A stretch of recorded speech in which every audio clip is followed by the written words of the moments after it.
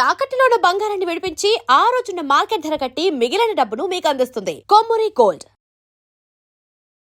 గురువుగారు నమస్కారం. నమస్కారం అండి. ముఖ్యంగా వరలక్ష్మి వ్రతం శ్రావణ మాసంలో విశేషంగా జరుపుకుంటారు. ముఖ్యంగా ఇంట్లో మహిళలు ఎవరైతే ఉన్నారో మామూలుగా కొంతమంది ముత్తైదులను పిలిచి వాయనాలు కూడా ఇచ్చుకుంటూ ఉంటారు. ముఖ్యంగా వాళ్ళు ఈ వరలక్ష్మి వ్రతాన్ని ఎలా చేయడం ద్వారా అదృష్ట ఐశ్వర్యాన్ని పొందవచ్చు అంటారు? మంచి ప్రశ్న వేశారు ముఖేష్ గారు. ఈ విషయం గురించి కాస్త మాట్లాడుకోబోయే ముందు అసలు ఆధ్యాత్మికంగా అమ్మవారిని ప్రార్థన చేసుకుని విషయంలోకి వెళ్దాం.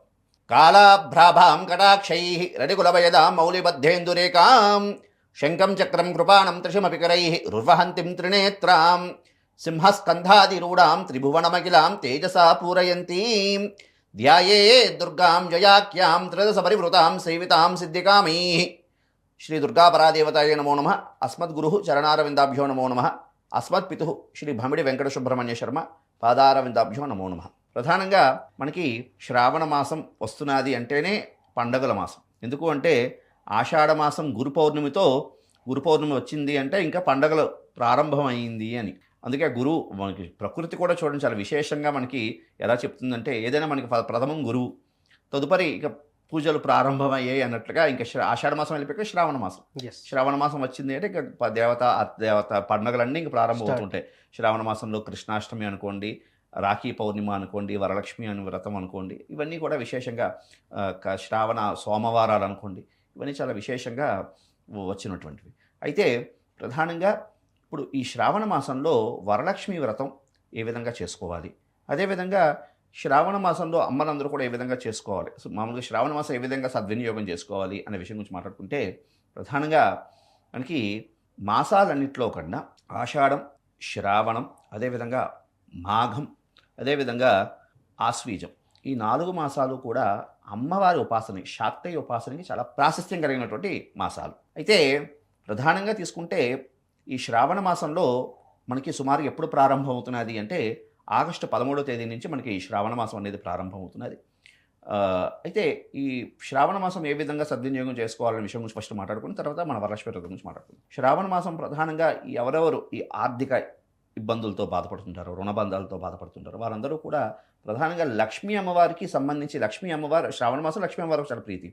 ఏ విధంగా చేసుకోవాలి అంటే ప్రధానంగా లక్ష్మీ అమ్మవారికి శుభ్రత చాలా ఉండాలి. ఎక్కడ శుభ్రత ఉంటుందో, ఎక్కడ కుటుంబం అంతా ఐక్యమత్యతతో ఉంటారో, నవ్వుతూ అంతా ఇల్లంతా కలకల్లాడుతూ ఉంటుందో అక్కడ లక్ష్మీదేవి తిష్ట వేసుకుని కూర్చుంటుంది.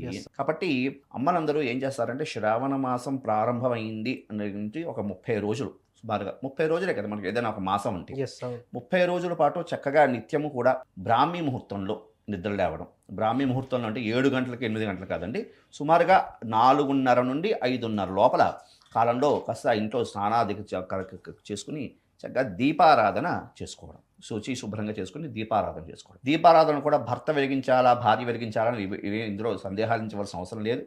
గృహలక్ష్మి అన్నారు కాబట్టి అమ్మలు కాస్త దీపారాధన చేసుకోవడం. లేదు భర్తలు దీపారాధన చేస్తే అమ్మలు వెళ్ళి తులసి కూడా దగ్గర దీపారాధన చేయడం. ఈ విధంగా చక్కగా చేసుకోవడం.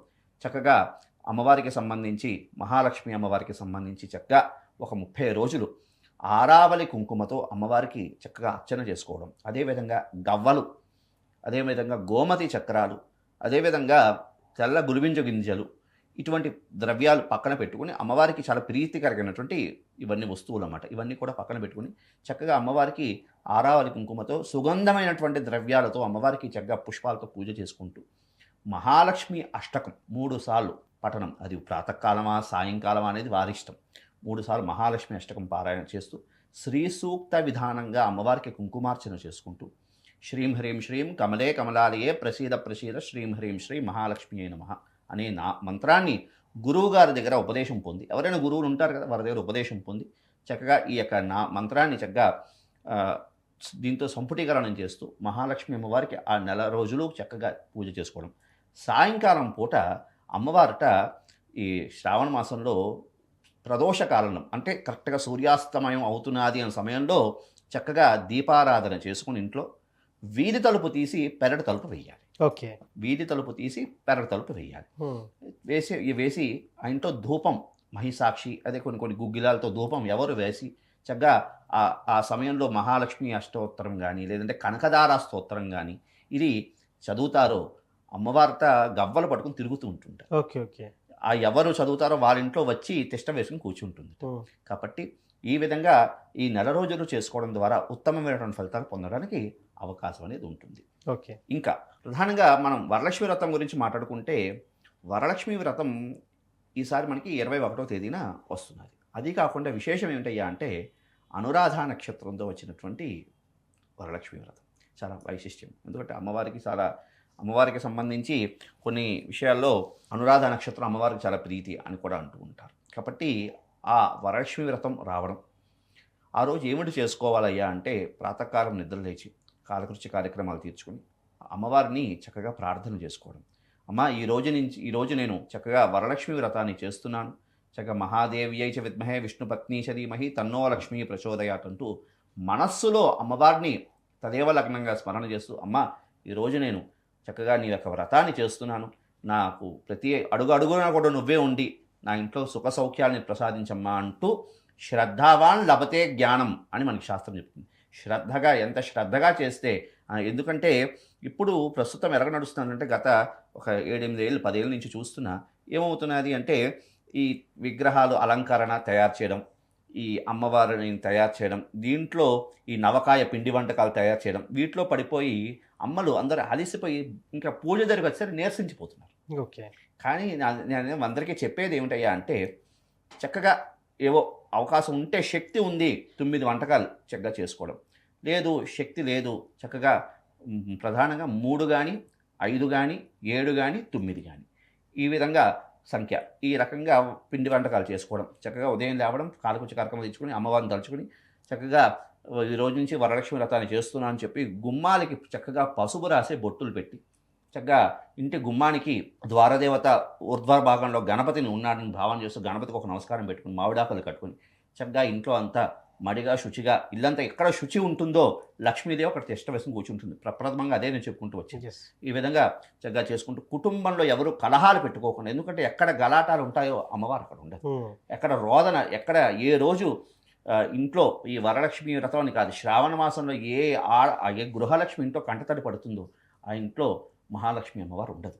కాబట్టి గలాటాలు ఇవన్నీ పెట్టుకోకుండా చక్కగా అమ్మవారి మీద ధ్యానం చేస్తూ చక్కగా పిండి వంటకాలు వండుకొని చక్కగా ఒక గోమయంతో చక్కగా అలుక్కుని దాని మీద అష్టదళ పద్మం వేసి, దాని మీద వస్త్రం వేసి, దాని మీద తండులాలంటే బియ్యం వేసి చేసుకున్నటువంటి ఎవరికైనా అలవాటు ఉంటే చక్కగా అమ్మవారి బొమ్మ తయారు చేసుకుని పెట్టుకోవడం, లేదు అలవాటు లేని వాళ్ళు చక్కగా ఇది దీనికి పోకండి, వాళ్ళెవరో చేశారు వీళ్ళెవరో చేశారని కాకుండా మనకి ఏ ఆచారం ఉందో అదే ఆచారంతో చక్కగా కలశం పెట్టుకునే వాళ్ళు కలశం పెట్టుకుంటారు. కొంతమంది బొమ్మలు శక్తి ఉన్న వాళ్ళు తయారు చేసుకుని ఇప్పుడు కొత్తగా రెడీమేడ్ చాలా వస్తున్నాయి, అమ్మవారు లక్ష్మీదేవి అమ్మవారు వస్తున్నాయి. కాబట్టి అలాగనే పెట్టుకుని చక్కగా పెట్టుకుని అమ్మవారికి సంబంధించి లేదు చాలా ఆచారం లేని వాళ్ళు కలశ చక్కగా పెట్టుకుని చక్కగా అమ్మవారికి శ్రీ సూక్త విధానంతో అమ్మవారికి ఉపచారాలు చేయాలి. హిరణ్యవర్ణాం హరిణీం అంటూ చక్కగా అమ్మవారికి సంబంధించి లక్ష్మీ అష్టోత్తరం చక్కగా చేసుకుని మహాలక్ష్మి అష్టకం చక్కగా చేసుకోవడం. అదేవిధంగా దాన్ని ఏమిటంటారు, చక్కగా అష్టలక్ష్మి స్తుతి అని ఒకటి ఉంటుంది, అష్టలక్ష్మి స్తుతి చక్కగా చెప్పుకుని కనకధార స్తోత్రం చక్కగా ఇవన్నీ అమ్మవారికి ఉపచారాలు చేసుకుంటూ చక్కగా అమ్మవారికి సంబంధించి ఆరావళి కుంకుమ ఎందుకు అస్తమానం చెప్తున్నానంటే, అది చాలా సుగంధమైనటువంటి కుంకుమ, దానితో అమ్మవారికి చాలా ప్రీతి కలిగినటువంటి కుంకుమ. ఆ కుంకుమతో చక్కగా అర్చన చేసుకుంటూ అమ్మవారికి చక్కగా ఆ చారుమతి కథ చక్కగా చదివి చక్కగా ఆ నివేదనలన్నీ కూడా పదార్థాలన్నీ కూడా నివేదన చేసుకోవడం. ఈ నివేదన చేసుకున్న తర్వాత సాయంకాలం ప్రదోషకాలంలో చక్కగా ముత్తైదులు, ఎందుకంటే సువాసిన్యర్చన ప్రీత శోభనా శుద్ధమానస అని లలితా సహస్రనామంలో మనకు వస్తుంది. అమ్మవారికి సువాసిని అంటే అమ్మల్ని ఎక్కడ పూజించబడుతుంటారో అందుకే ఇది దీంట్లో చెప్పేదే కాదండి. సువాసిన్యర్చన ప్రీత శోభనా శుద్ధమానస అని దీంట్లో లలితా సహస్రనామంలో చెప్పింది కాదు.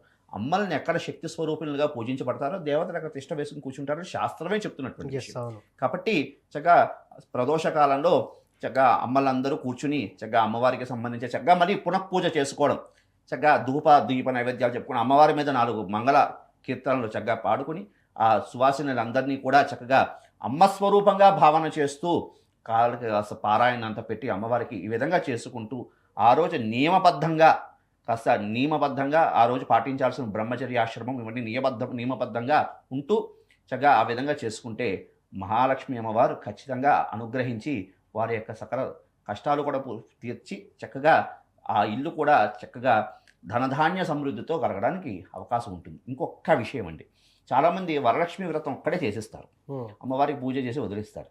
ఎక్కడా కూడా శాస్త్రం ఏం చెప్పిందంటే భర్తతో పాటు భార్యని అక్కడ అమ్మవారితో పాటు అయ్యవారిని కూడా పిలిస్తే చాలా విశేషంగా ఉంటుంది. ఎందుకంటే లక్ష్మీదేవితో పాటు కాస్త మహావిష్ణువుని కూడా కాస్త అర్చన చేసుకోవడం ద్వారా నా భర్తను కూడా అక్కడ గౌరవిస్తూ అర్చన చేశారు కాబట్టి నేను వీడింట్లో తిష్ట వేసుకుని కూర్చుంటాను అని అమ్మవారు అనుకుంటుంది. కాబట్టి చక్కగా అమ్మవారితో పాటు అయ్యవారిని కూడా అక్కడ చక్కగా అర్చన చేయడం ద్వారా విశేషమైనటువంటి ఫలితాలు కలగడానికి అవకాశం అనేది ఉంటుందన్నమాట. చాలా చక్కగా చెప్పారు గురువుగారు. శ్రావణ మాసంలో వరలక్ష్మి వ్రతం అనేది చాలామంది చేస్తూ ఉంటారు. సో ఆ చేసేటప్పుడు ఎలాంటి నియమ నిబంధనలు పాటించాలి, ఎలా పూజ చేయడం వల్ల మనకు అదృష్టం వరిస్తుందని చాలా చక్కగా మీ మాటల్లో తెలియజేశారు. ధన్యవాదాలు. శుభమస్తు. కాలే వర్షతు పర్జన్య పృథివీ శశశాలిని దేశోయం క్షోభరహిత బ్రాహ్మణా సంతు నిర్భయ. స్వస్తి. శుభమస్తు.